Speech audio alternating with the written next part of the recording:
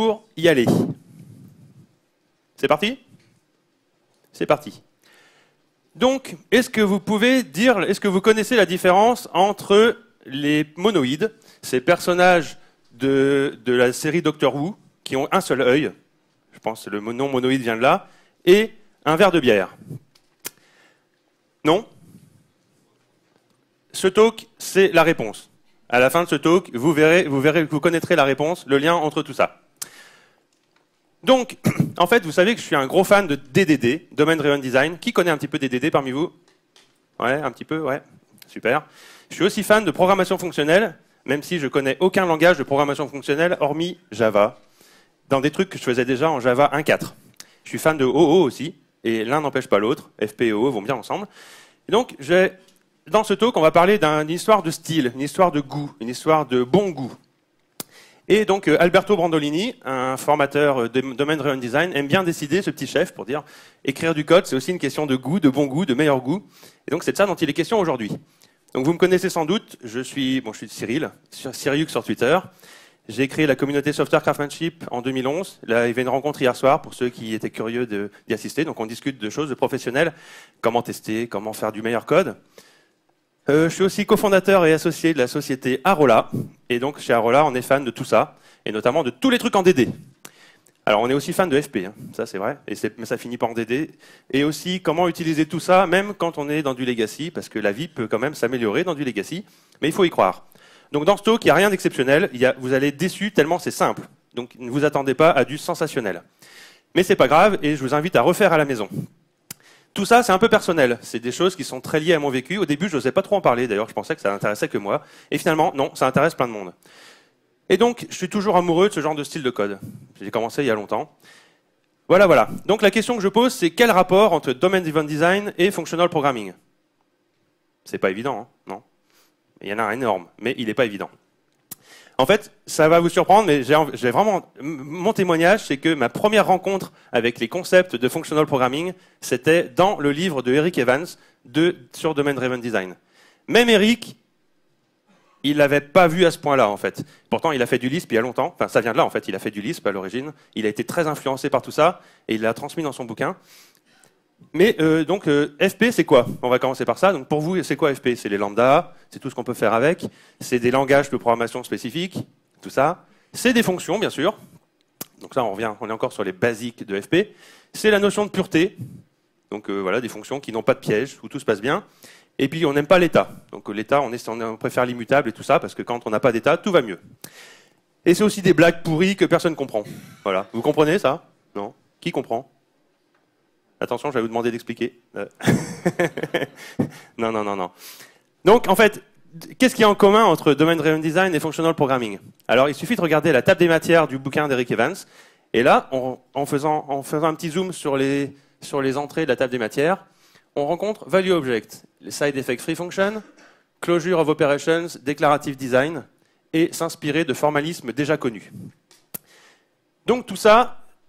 Je prétends que c'est du style fonctionnel qui est en fait dans le corpus Domain Driven Design et que donc si on fait l'effort d'apprendre l'un, on a déjà appris un peu de l'autre.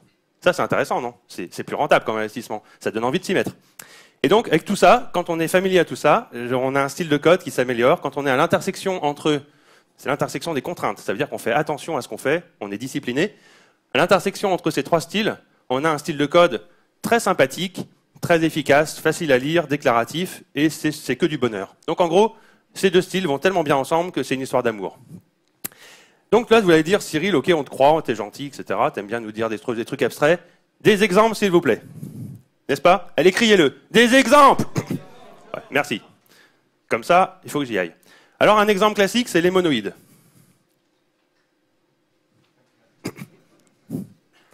Bon, alors vous savez pas ce que c'est, je pense. Hein? Non? Qui? Non, vous ne savez pas ce que c'est. Donc les monoïdes, c'est une structure mathématique. Donc là, on retourne un peu en prépa, pour ceux qui ont fait prépa, ou en université en maths. Et c'est une structure mathématique. Alors c'est quoi une structure mathématique? C'est un ensemble avec des éléments dedans, et donc il y a des éléments qui ne sont pas dedans, avec une opération et des propriétés. Donc l'ensemble, il faut un critère pour dire ce qui est dedans, ce qui n'est pas dedans.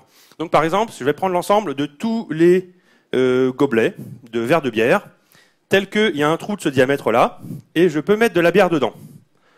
Donc, est-ce que ça, c'est dans mon ensemble? Ouais. Est-ce que ça, c'est dans mon ensemble? Est-ce que ça, c'est dans mon ensemble? Non. Ok, ouais. Donc, tout n'est pas dedans. Et est-ce que ça, c'est dans mon ensemble? Ouais. Donc, voilà, on a un ensemble avec une propriété. On peut dire ce qui est dedans, ce qui n'est pas dedans. Et ensuite, on a une opération. Donc, on a un ensemble avec une opération. L'opération prend deux termes. Un élément de l'ensemble, un autre élément de l'ensemble. Et l'opération, on va l'appeler par exemple composer ou empiler ou additionner. On peut la nommer comme on veut. Et donc, elle prend un élément de l'ensemble, et le résultat est dans l'ensemble. Waouh! Là, j'ai envie de vous faire applaudir parce que c'est une propriété remarquable. Allez! Être dans l'ensemble, c'est pas anodin. Vous avez en Java, ça fait une méthode où vous prenez un élément, un type, un autre type, le résultat, c'est le même type. C'est vraiment pas du hasard. Et c'est des bonnes choses. On appelle ça la clôture des opérations. C'est-à-dire que l'opération est fermée sur l'ensemble. Ou l'ensemble est fermé sur l'opération, on dit plutôt, je crois. Donc, première propriété, cette fermeture dans l'ensemble. La deuxième propriété, il me faut 3 gobelets. La deuxième propriété, c'est que si je prends ces 3 gobelets dans cet ordre-là, toujours dans le même ordre, si je commence par composer ces deux-là, puis celui-ci, j'obtiens ça. Si maintenant je décide de commencer à composer ces deux-là, puis celui-ci, j'obtiens la même chose. Voilà, c'est encore remarquable. Ça s'appelle l'associativité. Yeah! Alors c'est l'associativité, en gros, on peut mettre les parenthèses où on veut, ça change rien. C'est à ne pas confondre avec la commutativité qui change quelque chose. Alors évidemment, si j'avais pris que des gobelets de la même couleur, ça commute. Mais là, avec le fait qu'il y a une couleur différente, ça ne commute plus. Donc la commutativité, c'est plus rare. Mais donc, on a la clôture sur l'ensemble, associatif. Et maintenant, donc, il y a un dernier élément, c'est qu'il existe un gobelet spécial. Alors, je suis développeur, je fais ce que je veux, je décrète que j'invente un gobelet spécial. Vous ne le voyez pas. Il a bien le bon diamètre, mais il a une épaisseur 0. On peut mettre 0 de bière dedans, mais c'est un cas particulier de mettre de la bière dedans, n'est-ce pas, hein?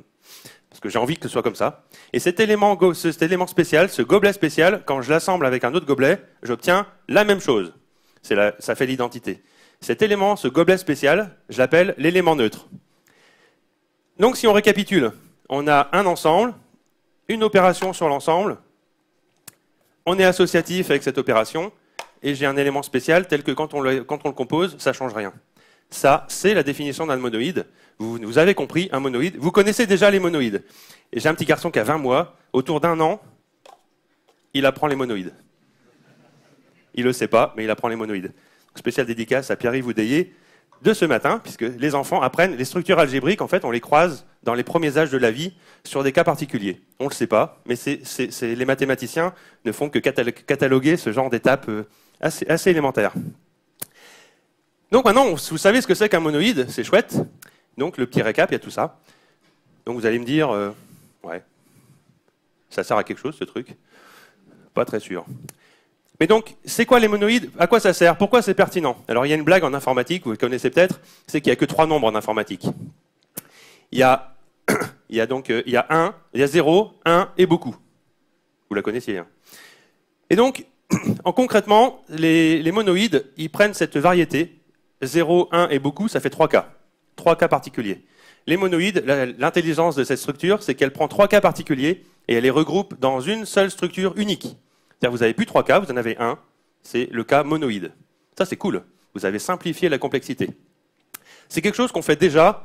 Enfin, vous avez bien compris, bien sûr, donc j'ai mon élément, mon gobelet. L'opération permet de grouper plusieurs gobelets ensemble et donc de gérer le pluriel. Et l'élément neutre gère le rien. Donc l'absence, le singulier et le pluriel sont gérés, une fois pour toutes, dans la structure de monoïde. Ça, c'est une bonne chose, c'est génial. Cette complexité, les 3 cas, on les a encapsulés dans la structure. Ça, c'est beau. C'est les maths, c'est ça, c'est beau les maths. Et on redevient simple. C'est comme ça, ça a l'air con, mais c'est comme ça qu'on gagne la bataille contre la complexité de tous les jours dans notre code. En encapsulant à petite échelle tout ce qu'on peut. Avec un dessin, ça peut se comprendre aussi, parce que dans un vrai problème métier, on a de la variété. On a du 0, du singulier et du pluriel sur un axe, sur un autre axe, sur un autre axe. Ce que vous devez coder à la fin, c'est le produit cartésien de tout ça. Si vous avez 3K, croix 3K, croix 3K, vous avez déjà là 27K. Et en fait, dans la vraie vie, c'est plus que 3K. Et enfin, c'est 3K comme ça fois n. Donc en fait, rapidement, vous perdez le contrôle. Si on ramène tout ça Dans des monoïdes, vous avez un produit de cas unique, vous restez sur un cas systématique. La vie est belle, c'est facile. C'est un levier puissant. Donc, si on a avec l'habitude d'appliquer les monoïdes, à chaque fois qu'on les reconnaît dans le code, on arrive à simplifier des choses relativement complexes, on les ramène à des trucs élémentaires. Et donc, c'est scalable en complexité.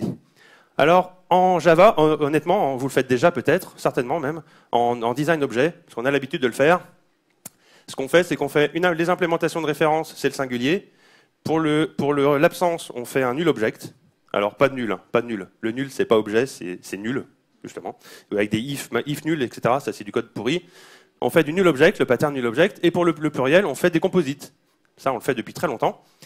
Et ça tombe bien, mais le monoïde fait ça d'une façon, c'est la structure mathématique qui regroupe tout ça proprement. Donc l'élément neutre, voilà, on l'a dit, et donc par exemple, si vous avez un calcul qui calcule la TVA, l'élément neutre, ça peut être le calcul de TVA qui ne calcule pas de TVA. Il fait rien, mais le rien, l'idée, c'est vraiment de dire que c'est un cas particulier de quelque chose de normal. Cette idée est quand même super importante. Donc là, vous allez me dire, t'es gentil Cyril, mais bon, ça reste après tout ça. Des exemples. Merci. Je vais donner des exemples. Le premier exemple, vous le connaissez tous, les entiers dans votre langage de programmation favori. C'est un monoïde? Bien sûr. Un entier plus un entier est un entier. On a la fermeture, la clôture. L'associativité, elle est évidente, on met les parenthèses où on veut. Et l'élément neutre, c'est 0. Les listes. Une liste avec l'opération de concaténation de liste, c'est un monoïde. Peu importe où vous mettez la concaténation, il ne faut pas changer l'ordre, hein, mais on est associatif. Et la liste vide, bien sûr, ne change rien. On est sur un monoïde évident. Mais ce n'est pas tout. Donc les strings, bien sûr, sont des listes de caractères, donc elles sont aussi des monoïdes naturels. Facile.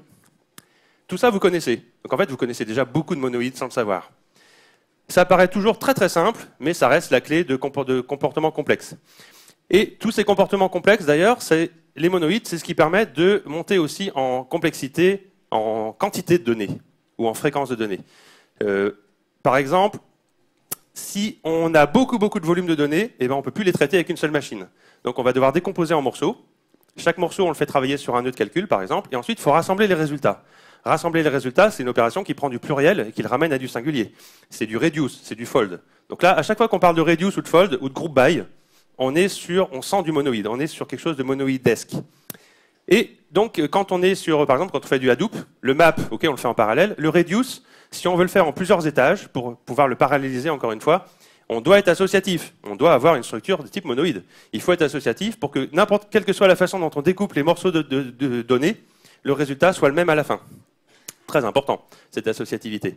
Et ça marche aussi en temps. Si vous avez des grands flux de données infinis, voilà, ça tourne tout le temps en stream, vous pouvez avoir envie de précalculer tout jusqu'à un certain point. Après, vous calculez séparément d'une autre façon les derniers événements, les plus récents, et vous devez recoller tout ça ensemble. Encore une fois, recoller ensemble, c'est monoïdesque aussi. Donc là, on retrouve finalement les patterns, les grandes structures derrière les gros frameworks type Hadoop, Storm, Spark évidemment, tout ça. Je ne suis pas un spécialiste de toutes ces technos, mais c'est clairement, elle s'appuie sur ces structures algébriques. Donc il y a une blague d'ailleurs dans la Big Data, il y a une blague classique qui dit « Si vous ne savez pas ce que c'est qu'un groupe abélien, vous le faites mal. You do it wrong ». Donc en fait, le groupe abélien, c'est pas un monoïde, mais c'est un proche cousin. Donc en fait, c'est des genres de choses qu'il faut connaître quand on est dans ces milieux-là, dans ces terrains. Et aujourd'hui, il y a d'autres structures sympas comme les CRDT, etc. Mais c'est jamais que des extensions plus compliquées des monoïdes. La clé des monoïdes, on l'a vu, c'est tout ce qui est group by, réunir du pluriel en singulier. On est là donc dans la composabilité. Alors ça, c'est une propriété functional programming, s'il en est une. Cette capacité d'avoir des petits morceaux et on les assemble comme on veut, dans n'importe quelle configuration, pour obtenir ce qu'on veut. Ça crée un langage de composants. C'est génial. La composabilité, c'est vraiment la qualité numéro 1 d'un design de code.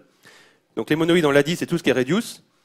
Alors jusque-là, on est dans le domaine mathématique, mais moi, ce que je mets en avant, c'est que tout ça, c'est des choses qu'on rencontre quotidiennement dans des problématiques métiers. Alors, qu'est-ce que c'est une problématique métier? C'est l'assurance, la finance, les pensions, les fonds de retraite, la distribution, le e-commerce, les métiers clients. Ces métiers sont bourrés de monoïdes. Forcément, c'est des structures tellement simples qu'on les a toujours dans la vie courante. Tout à l'heure, ce soir, quand on va ranger la salle, on va empiler les chaises, on ne sera pas loin d'un monoïde. N'est-ce pas? Ça compose les chaises.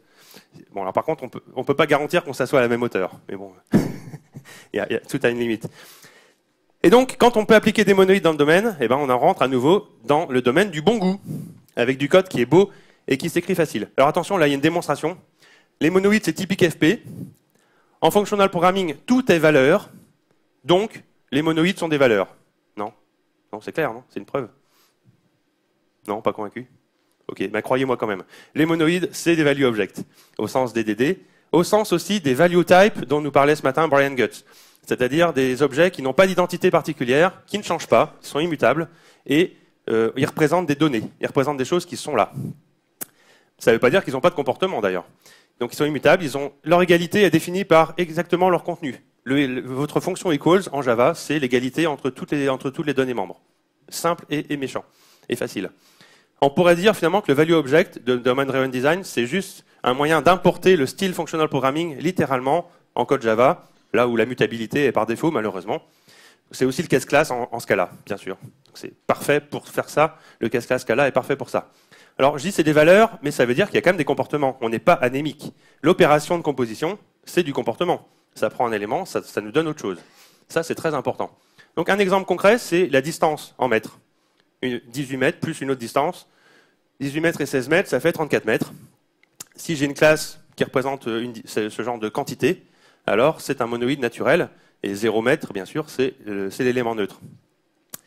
Donc en Java, ça veut dire bien sûr, on réalloue à chaque fois. Tant qu'on n'aura pas les value types, on sera obligé. Ça veut dire qu'à chaque fois que mon opération, à chaque fois, retourne une nouvelle instance qui contient le nouveau résultat. Alors on peut faire des caches, on peut faire toutes sortes d'astuces, mais fondamentalement, c'est une nouvelle instance à chaque fois. Je ne sais jamais ce que Scala fait ce genre de choses. En tâche de fond, derrière les cases classes, enfin, on revient sur les mêmes choses. C'est des fonctions qui n'ont pas d'effet de bord. On ne va pas faire de accès base de données dans l'opération, bien sûr. Sinon, on n'est plus composable, sinon. Il se passera des choses différentes selon dans quel ordre on appelle les choses, etc. Donc on veut des fonctions qui ne font rien d'autre, qui ne touchent pas à l'état du monde en dehors de mon histoire de valeur. Même pas de logger. Hein. Interdit de mettre un logger dans une valeur. Tout ça ensemble, le bon goût arrive, naturellement. Croyez-moi.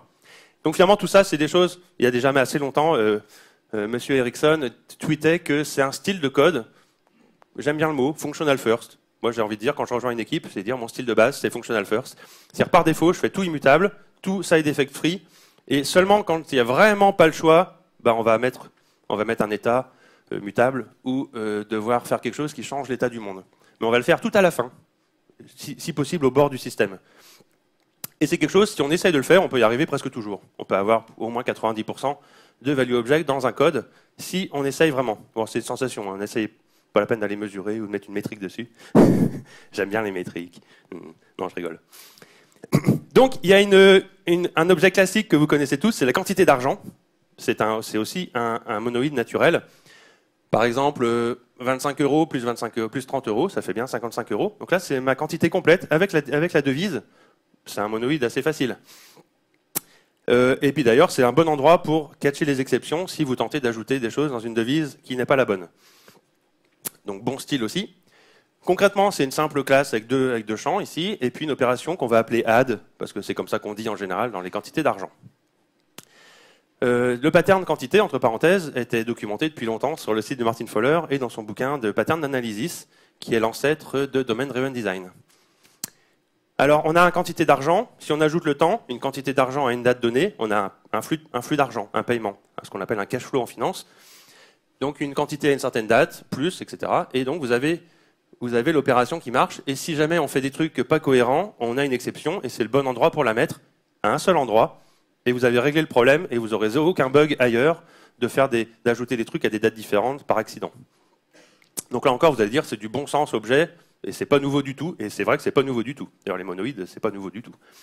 Mais c'est bon à connaître et à utiliser dans notre style quotidien.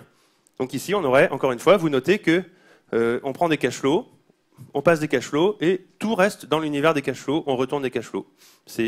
On reste fermé chez soi.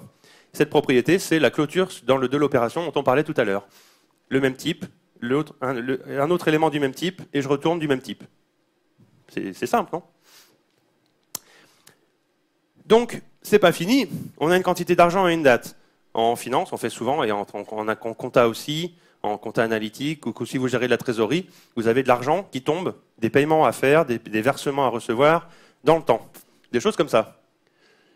Et puis donc, si vous facturez des choses, vous facturez un abonnement qui est répétitif, vous facturez des frais initiaux, vous facturez des trucs.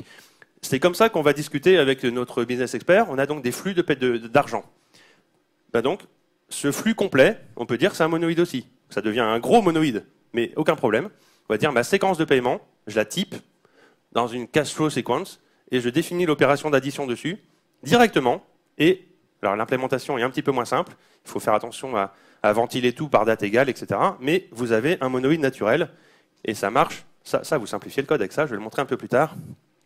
Donc ça nous amène à quoi? Ça nous amène à une arithmétique d'objets.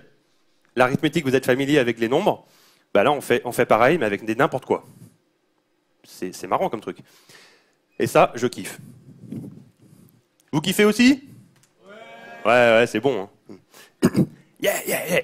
Alors, ce que j'adore, parce que je suis vraiment à la sensibilité domaine, là, c'est que c'est comme ça que les gens du métier parlent, c'est comme ça qu'ils dessinent, c'est comme ça qu'on pense dans le métier. On pense en termes de métier. On se dit, j'ai des paiements comme ça, et je les ajoute, je les merge. Alors, monoïde, souvent, c'est merge aussi, c'est un mot qui va bien avec. Merge, compose, combine, combiner. Ça, c'est des mots additionnés. Multiplier aussi, hein, d'ailleurs, les entiers, c'est aussi monoïde sur la multiplication, avec l'élément neutre, qui est 1, dans ce cas-là. Et donc, les monoïdes, j'en vois partout. C'est un peu une déformation professionnelle. J'en vois partout. Et donc, en particulier, dans les plages, avec un minimum, un début, une fin. Par exemple, je peux définir une fonction d'union un peu... Alors, c'est une définition d'union un peu compacte. C'est l'union qui englobe tout. Et je peux dire que c'est un monoïde. Et donc, son élément neutre, c'est l'intervalle qui ne contient rien. Alors, peu importe comment vous l'implémentez. Hein, on peut l'implémenter avec des valeurs magiques, c'est pas grave. Si c'est dedans, c'est caché, c'est privé. Ça peut être un peu crade, en fait. Ça peut être avec des valeurs magiques. Ça me gêne pas du tout. De l'extérieur, on a un beau monoïde, tout propre, nickel, avec 0 cas particulier, 0 piège. Et donc, bien sûr, l'intersection, c'est pareil, avec l'intervalle qui contient tout. Les filtres, tous les prédicats, alors la nouveauté de Java 8, mais qu'on avait déjà dans Guava, les prédicats sont des monoïdes, avec l'opération, avec la composition par et ou par ou. Avec le et, vous avez le prédicat qui dit toujours true, qui est l'élément neutre. Et avec le ou, vous avez l'élément qui dit toujours faux, qui est l'élément neutre, avec le ou. Mais j'en vois aussi ailleurs, j'en vois dans des trucs improbables, comme par exemple, imaginez, vous devez représenter des droits d'accès à une ressource, et vous avez donc read, write et execute, qui sont dans cet ordre, et vous voulez dire, je veux des règles de restriction, des restrictions qui, quand je les compose, elles sont pessimistes, par exemple. Le plus sûr gagne. Et donc, vous pouvez définir votre propre arithmétique. R plus W, ça fait que R, et W plus X, ça fait que W. Et donc, vous définissez encore une arithmétique sur votre enum. Là, ce sera un enum, typiquement. Sur votre enum, parce qu'en Java, les enums peuvent avoir du comportement, et ça, c'est génial aussi. Donc, quand vous avez un ensemble fini, l'enum est un super candidat pour implémenter un monoïde. Alors là, abusez-en, les enums en Java, c'est du pur bonheur, quand on peut compter le nombre d'éléments qu'on a et qu'il n'est pas trop grand. Et donc, en plus, là, on peut bénéficier de la relation d'ordre pour implémenter. Donc, c'est aussi, on peut compter juste sur si on les range dans le bon ordre, c'est juste une histoire de comparer qui est au-dessus de l'autre. C'est facile. Et donc, c'est tout. Là, on a vu des monoïdes plutôt petits, on va en voir des plus gros.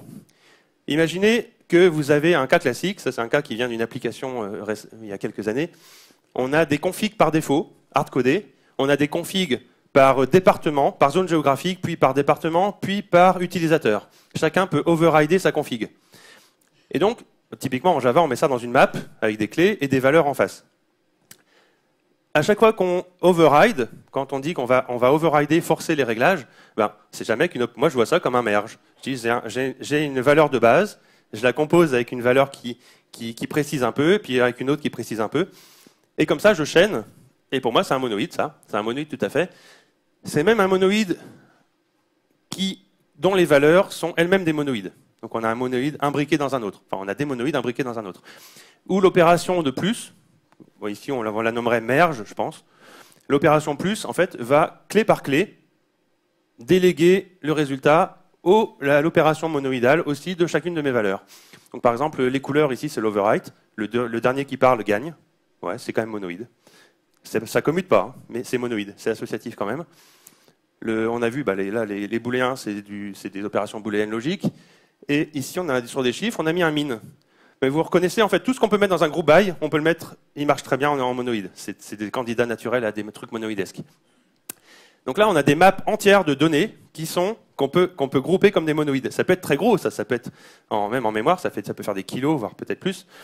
C'est des gros monoïdes, et c'est même pas grave. En plus, alors, comme si pour être des monoïdes, ils sont immutables. Vous devez typer ce truc et le protéger pour qu'on puisse jamais le muter. Il retourne une nouvelle map, il faut tout réinstancier. Alors, avec Guava, tout ça, ou même Java 8, il y a plein de façons de faire ça de façon économe. La performance n'est pas un problème. Donc ça, ici, c'est un bénéfice aussi, c'est que du coup, quand on avait fait ce système-là, les nouveaux réglages devaient prendre effet devaient pas prendre effet de façon rétroactive. Si j'avais une session en cours, elle devait continuer sur les anciens réglages. Comme on a des valeurs, chacun travaille avec l'instance précise à un instant donné. La nouvelle valeur vit sa vie à côté, l'ancienne est toujours là pour les sessions qui terminent leur vie. On peut comme ça avoir plusieurs versions en même temps de nos valeurs en live. On maîtrise le truc. On n'est pas singleton avec des problèmes de concurrence, etc. J'ai oublié de le dire, mais immutable, ça veut dire aussi que vous pouvez partager entre threads, c'est du pur bonheur. Donc là, on passe les instances à tout le monde, on n'a pas peur. Et on peut définir aussi un élément neutre. Il est gros, il est massif, et c'est les valeurs par défaut surtout qui ne changent rien quand on le combine. Ça marche, pour que ce soit un monoïde, il faudrait faire ça. Très bien, très bien. Donc là, eh ben voilà, ça vous rappelle rien d'ailleurs, de faire ça sur un DOM entier. Bon, je ne dis pas que React est un monoïde, je ne l'ai pas étudié, mais ce genre d'approche commence à être à la mode. On pourrait imaginer un DOM entier, dire DOM plus DOM, ça me fait un autre DOM qui combine les changements entre eux, etc. Donc, les monoïdes, on peut en faire partout et c'est cool. Ouais. Merci. Alors, vous allez me dire, moi, on peut même les faire sur des trucs, sur les trucs non linéaires, est-ce qu'on peut les faire? Alors, on pense par exemple à des moyennes, des calculs statistiques, du clustering, des barycentres. En big data, on aime bien faire des algos de recommandation qui cherchent des clusters de points, etc. Pareil, je ne suis pas un spécialiste. Alors, le problème, c'est que quand on rentre dans ces fonctions-là, si on les regarde, même mathématiquement, ça ne marche pas très bien. Average plus average, c'est faux. Ça ne marche pas. Ça ne compose pas. Oh. Allez, sniff. Oh. Merci. Donc, c'est bon, tout le monde est avec moi encore, là. On est triste tous ensemble. Là. Oh, si. Mais on peut quand même. Yes. Donc c'est vrai que, qu'est-ce que c'est qu'une average? Qu'est-ce que c'est qu'une moyenne? Si on regarde la définition, c'est la somme des valeurs divisée par leur nombre. OK? Donc ça compose pas, c'est clair. C'est aucune chance de définir une opération de composition sur l'average elle-même. Par contre, leurs éléments, les termes intermédiaires, ça compose très bien. Donc là, l'astuce, c'est de se dire, je laisse tomber, je ne vais pas monoïdiser ma moyenne, mais je vais me dire que mon problème, finalement, c'est plus un problème de moyenne, c'est un problème de faire une moyenne plus tard, mais donc il me faut tous les morceaux qui me permettent d'avoir ma moyenne. Donc je transforme mon objet, va être en fait un tuple. Il sera un vecteur d'éléments, la somme totale et le nombre d'éléments. C'est pas dur à faire. Hein. Et ça compose super bien, avec des opérations simples de plus, plus, plus. Le vrai plus des entiers, d'ailleurs. Et puis à la fin, quand on aura fini de faire tous nos reduce, etc., la moyenne sera à portée de main avec juste un petit quotient. Donc ça, c'est très. Donc finalement, on expédie le problème. Donc même ces questions de ces trucs non linéaires, on y arrive. Et même les standards déviation, on peut le faire aussi, parce que vous gardez la somme des carrés. Et il y a une formule à la fin qui vous permet, en combinant la somme des carrés, le carré de la somme des moyennes, enfin le carré de la somme et le compte, vous avez tous les moments en fait, tous les moments statistiques, on les a sous la main. Donc c'est cool en fait, on peut même monoïdiser des trucs qui devraient pas. Yeah! Donc là je vous ai un peu, maintenant vous êtes à guichet là, vous avez envie de plus de maths, n'est-ce pas? Ouais, des maths. Donc, première remarque, c'est qu'on peut monoïdiser plein de fois, on peut être plusieurs fois monoïde en même temps. On l'a vu sur les entiers, on peut être monoïde sur l'addition, sur la multiplication en même temps. Ou sur l'union et l'intersection. Donc, dans ce cas-là, on a plusieurs éléments neutres, bien sûr. Et donc, mon slide ne devait pas être à cet endroit-là, je pense, mais c'était une remarque importante. Plus de maths, ça veut dire qu'il y a les monoïdes, certes, mais il y a aussi leurs copains, qui sont les espaces vectoriels. Donc, un espace vectoriel, ça ressemble beaucoup, mais vous avez en plus une opération de mise à l'échelle. Une opération de type scale, vous passez un coefficient, en général un nombre, et il vous dit, il vous transforme, il vous retourne une instance qui est 2 fois plus grande ou 0,5 fois plus petite, etc. Donc c'est des choses encore, en maths, on parlait d'homothétie en terminale, c'est ça, c'est l'opération d'homothétie. Quelque chose de très classique. Encore une fois, ça retourne une nouvelle instance. Donc là, on a une structure qui a une opération affine, où on pourrait l'avoir en 2 opérations, la combinaison et la mise à l'échelle. Il y a quelques trucs en plus, mais donc un scale vector, un space vector, concrètement, voilà, il y a 2 méthodes dans votre classe, mais tout reste fermé. On est température dans des températures, et quand tout est entre températures, on reste chez soi. Donc pourquoi tout ça c'est utile? Comme on l'a vu, quand on est dans le métier, si on réfléchit comme ça, alors littéralement dans notre code, on va raconter la même histoire. On va dire exactement la même chose, littéralement. Littéralement, pour moi, c'est un énorme adjectif, c'est un adjectif qui représente une énorme qualité. C'est très très bien. Littéralement, ça veut dire dans notre cerveau, on n'a pas à traduire, à réfléchir en métier ou à réfléchir en code. On réfléchit une seule fois de la même façon. Ça, c'est des bonnes choses. Domaine Driven Design, c'est le cœur de l'idée, c'est ça. Donc c'est la façon dont ils parlent, la façon dont les experts métiers parlent ou écrivent. Et donc ça, c'est littéralement, ça veut dire un style déclaratif. Déclaratif, c'est un mot qu'on retrouve beaucoup dans les cercles de programmation fonctionnelle. C'est-à-dire essayer d'avoir un niveau de langage plus élevé qui décrive de façon élégante et compacte ce qu'on est en train de faire. Et qui ne dit pas comment ça marche, qui ne dit pas comment c'est fait, mais ce que ça fait. Les monoïdes aident beaucoup à avoir un style déclaratif. Et déclaratif au quotidien, ça veut dire moins de code, moins de bugs, et facile à maintenir, on relit facile, ça raconte ce que ça fait. Donc par exemple, ça c'est ce que dessinaient les business analysts, par exemple sur le projet. Si vous imaginez un opérateur télécom, on a donc des abonnements récurrents, on a des frais one-off, on a des frais d'activation d'options, on a des frais de résiliation anticipée ou d'annulation d'options anticipées. Et donc, on va dire, quand on analyse le métier, on réfléchit à tous ces cas-là séparément, puis on dit, selon qu'il ait ça, ça ou ça, alors le résultat doit être ça. Trop souvent, dans le code que je rencontre, legacy, existant, sans les monoïdes, on a tendance à faire des cas particuliers, cas par cas. Le cas 1 avec le cas 2, le cas 1 avec le cas 2 et le cas 3, etc. Alors qu'avec, on le voit mieux ici, alors qu'avec donc beaucoup de cas particuliers, finalement, en tricotant toutes les combinaisons. Quand on passe avec des monoïdes, on va littéralement, comme sur mon dessin, dire j'ai des générateurs qui me créent des éléments de base, des raccourcis pour des éléments de base, et puis ensuite, j'ai plus qu'à faire add du résultat en fonction de ce que j'ai vraiment dans ma situation pour obtenir mon résultat. C'est facile. Donc là où vous auriez, si vous exposez une interface, une API pour des clients ou pour d'autres développeurs, dans ce cas-ci, vous avez une surface, vous exposez une API avec beaucoup de fonctions. Forcément, il y a beaucoup de combinaisons de cas. Avec des monoïdes, par contre, au total, vous avez un nombre de cas réduit, vous avez les quelques cas de base, et puis add. Et vous avez terminé le travail. C'est-à-dire que le client, il est assez malin pour faire add en fonction de ce qu'il a besoin. C'est-à-dire que vous transférez une partie du contrôle. Par la magie de la composabilité, vous transférez du contrôle à l'utilisateur de votre API. J'en ai pas parlé, mais les monoïdes, bien sûr, c'est des fonctions pures, c'est des valeurs immutables, c'est un bonheur à tester. Il n'y a rien de plus simple à tester, pas besoin de mock, rien. Assert equals, that machin plus machin égale truc. Donc c'est du bonheur aussi. Ça veut dire aussi moins de trucs à apprendre. Une fois que vous avez appris la fonction combine de votre ensemble, vous savez tout. Il n'y a rien d'autre à savoir. Et donc, ça c'est une bonne chose. Et littéralement, donc en revenant à cette idée de cache flow séquence plus cache flow séquence, littéralement, là on a encore, en vous inspirant de votre expérience sur les maths de la petite école, sur l'arithmétique, et en s'inspirant des monoïdes, en fait on réutilise un formalisme existant. Les monoïdes, ça vient des maths, c'est existant, les maths sont antérieures à l'informatique. On reprend quelque chose de connu dans un autre domaine. On reprend les maths qu'on applique à notre métier. Ça, c'est un élément qui était, vous vous rappelez, tout en bas de la table des matières de Domain Driven Design, s'inspirer de formalisme existant. Donc ça, c'est de façon plus générale. Si votre problème, plus vous connaissez de structures mathématiques, quand vous rencontrez des problèmes dans votre métier, dans votre domaine métier, à chaque fois que vous reconnaissez une structure qui existe, si vous projetez votre domaine dessus, vous avez terminé votre travail. La structure vous amène tout ce qu'il faut. Par exemple, vous pouvez découvrir qu'il y a un théorème qui dit que dans tel cas, alors par exemple que les groupes cycliques, quand on fait le produit d'un groupe cyclique, alors la taille du groupe, c'est le produit de leur taille. Ben voilà, c'est des choses, vous n'avez pas besoin de le coder. En fait, le théorème vous dit que c'est toujours vrai, par exemple, ou c'est un test en moins, ou des choses comme ça. Donc il y a beaucoup à gagner, il y a beaucoup d'économies en récupérant le savoir-faire d'un métier qui existe déjà, enfin d'un domaine comme les maths qui existe déjà. Et donc il y a les monoïdes, c'est les plus simples. Il y a encore plus simple. Hein. Il y a les magmas qui n'ont même pas d'éléments neutres. Il y a des structures comme ça. En fait, on s'en fout que ça s'appelle monoïde ou pas. L'important, c'est de dire qu'est-ce que j'ai comme propriété. Plus j'en ai, plus c'est facile. Mais dans la vraie vie, il ne faut pas rêver, on n'a pas tout. Souvent, ça commute pas, par exemple.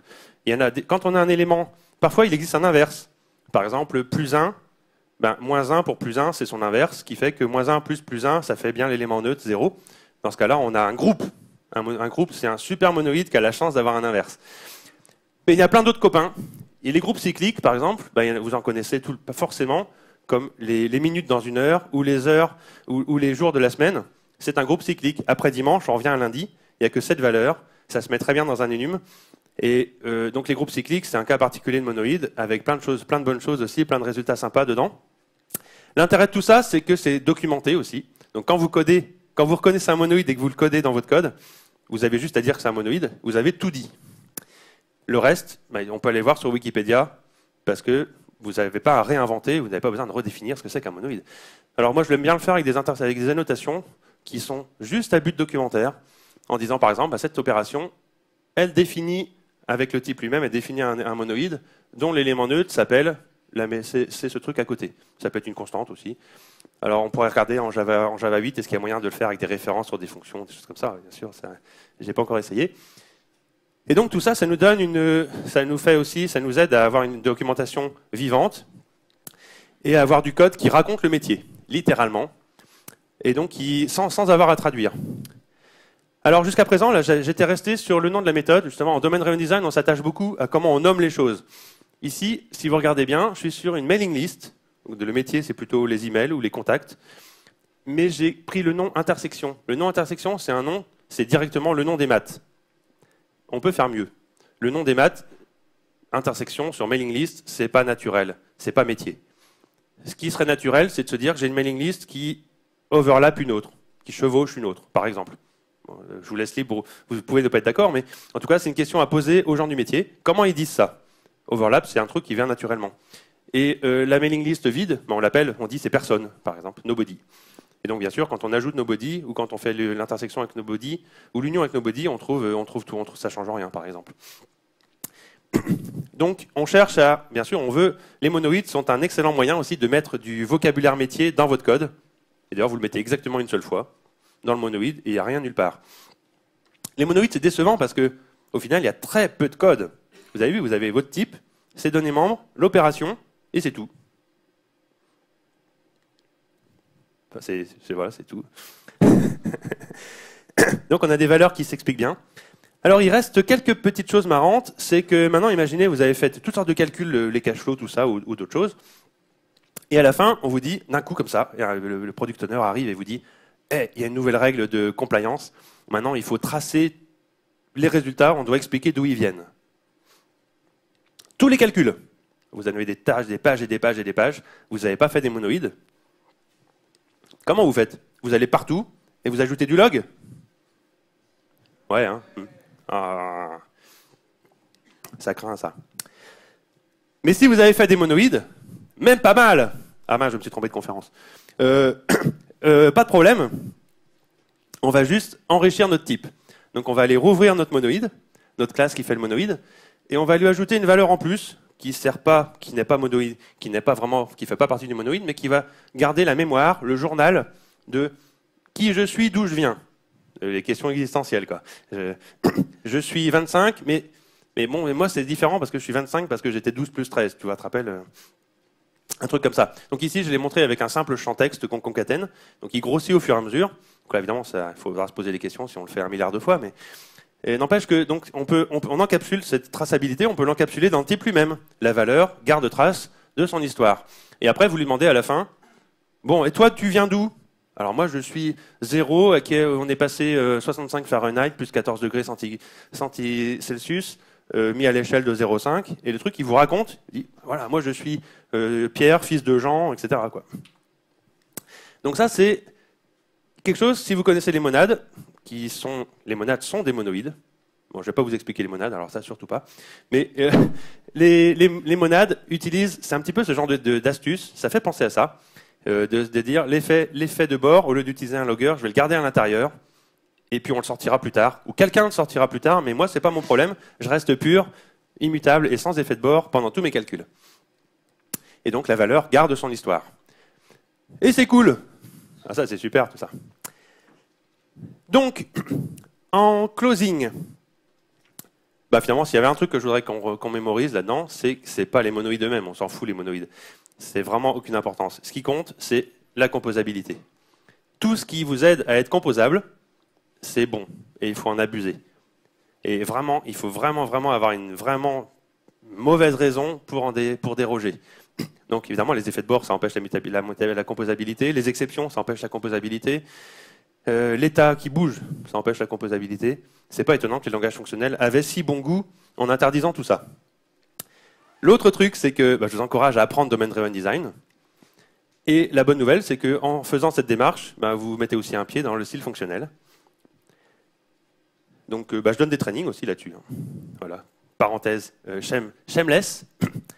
Et puis, le paradoxe moi qui m'a toujours marqué, c'est que finalement, en apprenant le style fonctionnel, on fait du meilleur code objet. Ça, c'est marrant quand même. Donc, les bagarres entre objet et fonctionnel, c'est vraiment du vent. Enfin, en général, les bagarres, c'est un malentendu. C'est le malentendu que, comme tout le monde fait de l'objet mal, alors l'objet, c'est pourri. Mais il n'y a aucune raison de faire de l'objet mal. Si on prend le bon goût de FP et qu'on prend aussi le bon goût de l'objet qui consiste à grouper ce qui va ensemble, à encapsuler des détails pour remonter le niveau d'abstraction, les deux vont super bien ensemble. Donc bien sûr, on peut prendre des langages meilleurs aussi, des syntaxes meilleures qui font un peu de boulot pour nous, mais même si on est coincé dans une vieille version de Java, même 1.3, tout ça, ça se fait très très bien, aucun souci. C'est juste un petit peu, bien sûr, vous devez créer vos monoïdes vous-même, ou toutes les valeurs objets, tous les value objects. Mais bon, créer un equals qui fait l'égalité champ par champ et son hashcode qui n'a pas trop de conflits, créer les constructeurs ou même les statiques créateurs qui vont bien, peut-être même un builder qui va avec, parce que parfois, comme c'est immutable, des fois on a envie de mettre un builder copain comme string est immutable, string builder et builder qui va bien avec. Tout ça, c'est quand même très peu de code et qu'on réutilise ensuite très très très très fort. Et donc en soignant les petits détails, finalement on simplifie la vie sur le long terme. Donc ça c'est super important. L'autre chose c'est que, ça c'est un warning en fait. Ce que je viens de vous montrer, c'est pas sensationnel du tout. C'est même tellement simple, tellement décevant, tellement peu de code, que vos collègues ils vont vous dire c'est nul parce que c'est pas assez compliqué. Et ça, c'est vrai, hein, c'est un des problèmes quand vous voulez jouer à ça. Et puis, mais pourquoi tu te donnes toutes ces contraintes? Pourquoi tu t'interdis la mutation? Pourquoi tu t'interdis ça? Pourquoi tu retournes une nouvelle instance à chaque fois? Ça sert à rien. Pourtant, c'est ce genre de soin du détail qui vous simplifie la vie. Donc ça, il faut y croire, c'est une profession de foi. Essayez, et vous m'en direz des nouvelles dans quelques années. Donc en résumé, bien sûr, les monoïdes, c'est bon, mangez-en, abusez-en. Regardez dans votre métier partout les opportunités où il y en a, et réellement, il y en a partout. J'espère que vous avez un peu ouvert les yeux, et maintenant, vous n'allez plus voir le monde comme avant, vous allez voir, là, il y a un monoïde, là, il y a un monoïde. Ouais. Et puis, jetez un œil aussi aux autres structures mathématiques. Par exemple, aujourd'hui, il y en a une qui m'excite beaucoup, c'est les CRDT. Donc des structures que je ne vais pas vous expliquer parce que je ne les ai pas encore comprises, mais elles sont vachement chouettes pour faire de la réplication distante sans aucune enfin voilà, c'est du bonheur pour converger à terme. C'est jamais que des c'est plus compliqué que les monoïdes. Tout ça, c'est sur Wikipédia. Wikipédia, votre copain, dans n'importe quelle langue. C'est documenté depuis toujours. En résumé, Domain Driven Design et style fonctionnel, là vous avez compris le lien. Vous avez aussi compris le rapport avec les verres de bière. Et donc tout ça, ça nous permet de faire du functional programming qui est beau, de faire du code beau comme du functional programming. Et donc ça nous permet de faire du test-driven développement, du développement de bon goût, pour que votre code finisse pas comme ça. Je vous remercie de votre attention et j'ai eu un peu de temps pour les questions.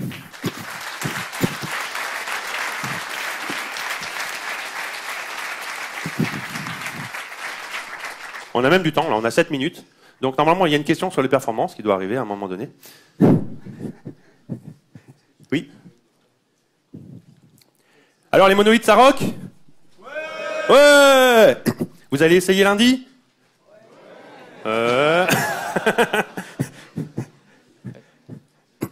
Moi, j'ai toujours pas compris le point commun entre le verre de bière et l'alien du début.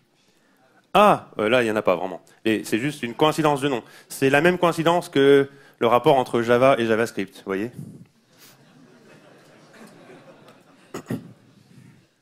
Une autre question? Ouais. Moi j'ai une question parce que dans tous tes exemples, j'ai pas vu l'intérêt de l'élément neutre. Je suis là.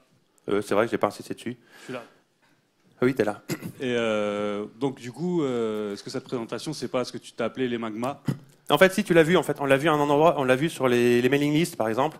Quand tu as la mailing list où il n'y a personne dedans, en fait, tu l'as fréquemment, cette mailing list. Quand tu veux dire, par exemple, tu veux neutraliser ton comportement, tu veux dire que je veux envoyer à personne, je veux pas envoyer, en fait, bah, régulièrement, tu pourras transformer, dire je veux pas envoyer en je veux envoyer, mais à personne. Voilà, c'est un cas de simplification. Ça arrive souvent. Hein. Ce que j'observe, d'ailleurs, c'est assez marrant, c'est que très souvent, dans ce genre de concepts comme les mailing lists ou les, je sais pas, n'importe quoi de similaire, c'est que souvent, maintenant, c'est devenu un réflexe. Je vais sans doute avoir besoin du rien et du tout. Les deux bouts. Les deux bouts aux deux sens, le sens de l'union et de l'intersection. Et donc, très souvent, mes classes elles vont se retrouver avec un élément magique, nobody, et l'autre qui est everybody, tel que quand tel que les opérations marchent bien avec eux. Ça, c'est très fréquent. Et finalement, même le int en Java, il a les infinis qui ont été remis au bout, par exemple. Bon, c'est pas des monoïdes, des infinis. Hein. Mais la notion de limite, tout ça, les maths restent une inspiration majeure. Mais sinon, effectivement, quand les magmas suffisent, très bien, les magmas suffisent. Si tu n'as que le singulier et le pluriel à gérer, tu n'as même pas besoin d'un monoïde, ça c'est vrai. Tout à fait. Le principe d'économie, le rasoir d'Occam, là, il s'applique aussi. On prend le minimum dont on a besoin. Bonne question. Mais en fait, on s'en fout que ce soit un magma. Bon, il n'y a pas d'élément neutre, ok, tant pis. Mais si jamais on le trouve, c'est une bonne nouvelle. Et honnêtement, d'ailleurs, les quantités d'argent, l'élément neutre, il est un peu foireux, hein, parce qu'il dépend de la devise. Bon. Il y a plein d'éléments neutres, il y en a autant que de devises. Donc, est-ce qu'on est vraiment sur un monoïde? J'en suis pas sûr. N'empêche que les bénéfices sont là quand même. Donc après tout, moi je ne vais pas me priver. Je ne suis pas matheux, je suis quand même développeur. D'autres questions? Cyril, quid des performances, tu fais que d'allouer?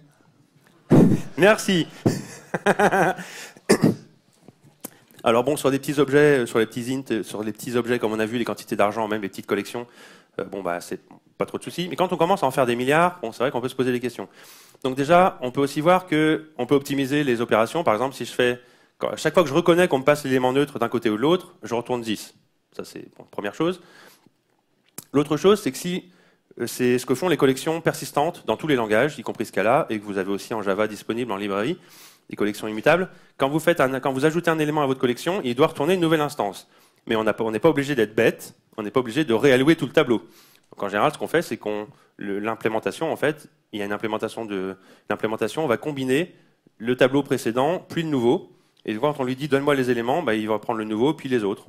Donc comme ça, en cascade, on arrive à réutiliser ce qui est déjà alloué sans les modifier. Donc c'est reconsulter tout ce qui touche au persistant data structure. C'est ce que fait aussi Git, etc. Enfin, c'est les mêmes Docker qui sont basés sur ce genre de pattern. Voilà, on évite d'allouer en masse. Alors il y a des cas quand même où effectivement allouer va nous embêter. Donc en Java 9, ça va être réglé avec les value types. Ils sont pas véritablement alloués. Il faut savoir aussi que quand on fait moi j'y vais bourrin, hein. C'est-à-dire que new, je définis mon arithmétique, je fais mes calculs dans cette arithmétique, et en général tout va bien. Et quand il y a des questions de perf, il faut savoir aussi que désormais il y a l'escape analysis dans la JVM, c'est-à-dire que si le compilateur arrive à définir que toutes ces instances-là, à un moment donné, j'en ai plus besoin, j'ai fini de m'en servir, alors elles vont être les allocations des allocations vont être réglées en avance. Le GC ne sera pas sollicité. L'autre truc encore, c'est qu'on est dans des objets, s'ils ont des durées de vie, donc allez voir l'escape analysis, je ne suis pas un spécialiste non plus, mais des spécialistes m'ont dit que ce problème était résolu par ce genre de mécanisme. C'est pas vrai? Non, si. Et puis, encore une chose, c'est que souvent, ces objets ont une durée de vie très courte, et donc ils sont recyclés en masse, et ça ne coûte pas cher du tout. Donc, en fait, il n'y a que dans des cas, encore une fois, quand on parlait dans ma conférence dans l'université sur l'archi hexagonale, j'avais un peu les mêmes conseils. Il faut vraiment que vous soyez dans un truc extrêmement stimulé pour avoir besoin de vous poser la question de j'ai un problème, mon monoïde pose un problème de performance. Ce que vous pourriez faire aussi, parfois, c'est quand même coder avec un monoïde, et puis ensuite utiliser un peu de, je sais pas, pourquoi pas de génération de bytecode pour transformer ça en bytecode pourri. Mais c'est un truc qu'on a fait dans le passé, ça, parce que et quand on a voulu optimiser à la main, là, par contre, on ouvre la boîte de Pandore. toute la beauté, la composabilité de tout ça, elle disparaît et vous vous retrouvez dans un océan de cas particuliers à gérer en primitive, la fameuse Primitive Obsession Disorder dont parlait Brian Gold ce matin. Et là, ça devient l'enfer. Donc il faut vraiment, vraiment avoir une bonne raison pour sortir de ce genre de bonnes choses. Par défaut, considérez que vous n'avez pas de problème de performance à utiliser les monoïdes, même naïvement. Et ce sera de plus en plus vrai, parce que les concepteurs de VM et de GC aiment ce style, et ils font tout pour que ce style marche de façon performante, et de version en version, c'est de plus en plus vrai. Vous me dites si je me trompe, hein, parce que il reste 1 minute.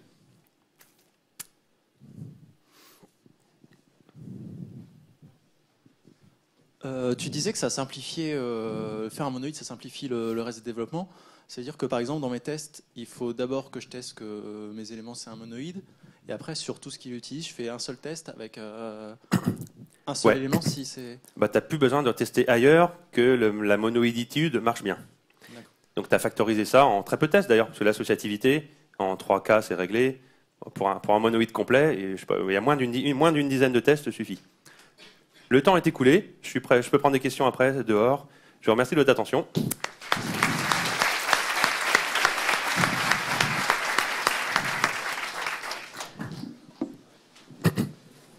Ah, j'ai oublié la pub.